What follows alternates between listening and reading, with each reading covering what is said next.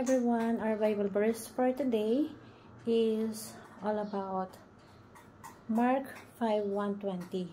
So yung verse na to is patungkol to sa Jesus heals a man with a demon. So yung man with a demon, talagang wala na siya sa katinuan. Sinasaktan niya na yung sarili niya, na up to the point na wala na siya kung ano yung sinasabi niya. So, ano ba yung demon? Diba? So, yung demon influence is a theme demoralized, refers to being under demonic influence. In the scripture, this is a term often associated with more extreme cases of demonic control affecting a person's mind, body, and spirit. However, Life Bible makes it clear that Christ has ultimate power over the demonic realm. While believers cannot possess, they can experience spiritual attack. This is why we must remain vigilant and rely on God's power. So, maraming influence ng demon sa buhay natin, diba?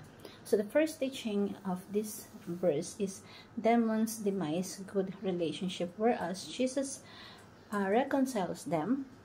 Demons distort the mind, whereas Jesus renew it.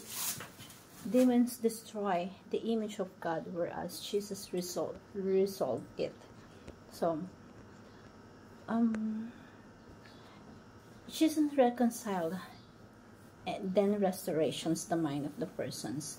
Demons distort the mind while Jesus renew it.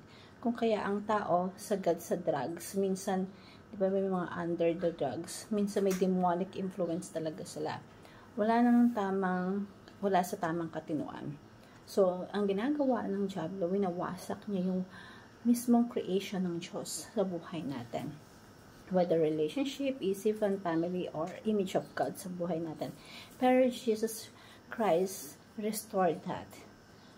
So, ang maganda sa buhay natin, list down all the Satans and destroy na sa buhay natin para maipag-pray natin yon. Meron tayong restoration na mahingi kay God. So, pwedeng yung galit, pwedeng yung hindi pagpapatawad, addiction, sexual, or obsessions, any kind of that na naka-apekto o nasira yung buhay natin. So, we have to reconcile. May mga hindi tayo pagpapatawad sa buhay natin. Hope this verse will learn something and ma-apply natin sa buhay natin. Thank you everyone, and God bless.